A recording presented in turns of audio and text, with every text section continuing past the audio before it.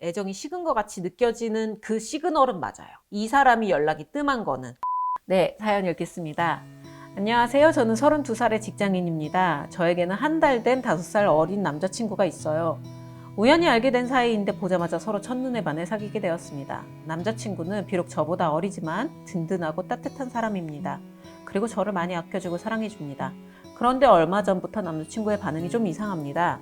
만나면 그의 사랑이 느껴지는데 그 외의 시간에는 그의 연락이 뜸하기도 하고 예전에는 그러지 않았던 행동들을 합니다. 예를 들어서 예전에는 아침에 일어나면 바로 톡을 하곤 했는데 바빴다, 늦잠 잤다 이런 이유들로 점심때쯤이나 연락이 옵니다. 어떤 날은 제가 연락하기 전까지 연락이 없는 경우도 있습니다. 만나면 눈에서 하트가 나오는데 만나지 않는 순간들에는 애정이 식은 것 같이 느껴질 때가 많습니다. 저는 남자친구가 너무 좋은데 그는 저에 대한 사랑이 식은 것일까요?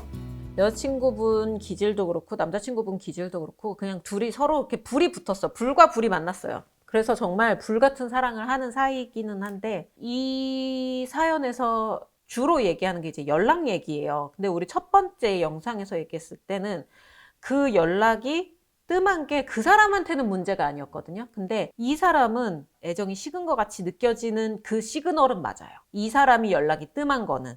왜냐면 예전에는 그러지 않았던 행동들을 하고 바빴다, 늦잠 잤다, 뭐 이런 식으로 하는데 이분은 연락을 하는 스타일이거든요. 그 첫 번째 사연 남자분이랑 기질이 달라요. 지금 한 달 됐거든요. 이 두 분이 좀 진지하게 얘기할 필요가 있어요. 서로에 대해서 이제 어느 정도 서로에 대해서 좀 깊게 고민을 할 나이고 그리고 사실 5살 연하면 27살이에요. 그럼 사회초년생이란 말이에요. 이제 군대 갔다 와서 사회초년생일 텐데 그러면은 그에게는 여러 가지 정말 여러 가지 고민들이 있을 거란 말이에요. 뭐 취직을 했다고 하면은 그 직장에서 살아남는 문제부터 이제 뭐 재테크 그리고 이제 뭐 결혼이라든지 근데 자기가 생각했을 때 결혼 상대로 이 여자분이 아닐 수는 있어요. 이 여자친구분은 지금 32살이란 말이에요. 결혼 정년기, 소위 말하는 결혼 정년기예요. 그러면 자기가 일찍 결혼을 해야 된다. 그러면 나는 지금 준비된 게 아무것도 없는데. 슬슬 현실이 보이는 시점이란 말이에요. 이 남자친구분이 이 여자가 부담스러울 수도 있거든요. 이 여자의 그 모든 것들이. 이게 지금 이 남자분은 자기 스스로 뭔가 생각하고 판단을 내리고 있는 시그널이라고 저는 생각을 해요. 근데 그 판단이 썩 여자분한테는 달가운 건 아닐 것 같아요. 그러니까 더 깊어지기 전에 이쯤에서 그만할까? 이 생각까지도 하는 것 같아요. 근데 만나면 너무 좋은 거야, 이 여자가. 그러니까 이 남자분도 망설이고 있는 거거든요.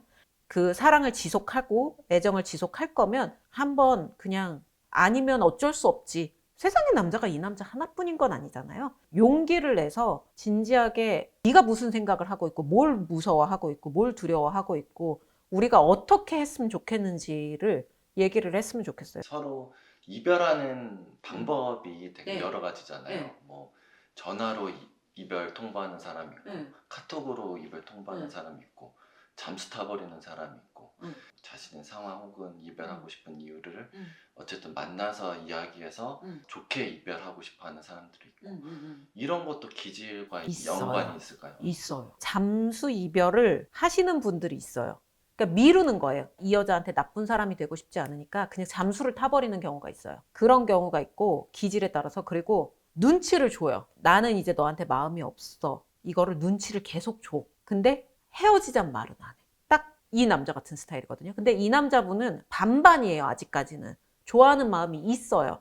근데 이런 식으로 그러니까 상대방이 여자분이라고 하긴 뭐하고 상대방이 눈치를 채게 계속 행동을 해요. 그래서 헤어지자는 거야 라는 말이 결국은 나오게끔 그렇게 하시는 그런 기질도 있고 그리고 죽이 되든 밥이 되든 싸우든 어쨌든 얘기하자 이러는 경우가 있고 기질마다 조금씩 틀려요. 저는 후자가 제일 좋다고 생각하거든요. 어쨌거나 두 사람이 만나서 관계를 시작했으면 끝날 때도 만나든 전화를 하든 뭔가 얘기로 해야지. 저는 진짜 최악의 이별이 잠수 이별이라고 생각해요. 당해도 봤는데 그건 진짜 최악인 것 같아요. 그 잠수 이별을 선택하는 그 기질도 내가 싫은 소리를 하고 싶지 않은 그 두려움이거든요. 그러니까 피하는 거예요. 아, 몰라. 회피하는 거거든요.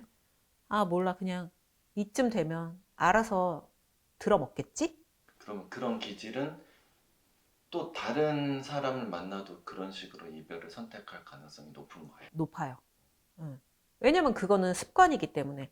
근데 그거를 자신이 어떤 습관을 갖고 있는지 어떤 기질인지 알고 그거를 노력해야 돼요. 제가 가진 기질로 보면 저는 그만하자 헤어지자라는 말을 못하는 기질이에요.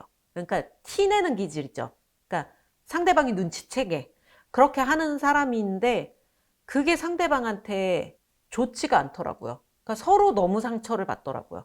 그래서 저는 용기를 냈어요. 그러니까 내가 이 사람한테 더 이상 마음이 없으면 이 사람한테 그거를 정확하게 전달해 주는 게 오히려 저 사람을 위한 배려다라고 생각을 해서 저는 그걸 정확하게 명확하게 얘기하는 걸 연습을 했어요.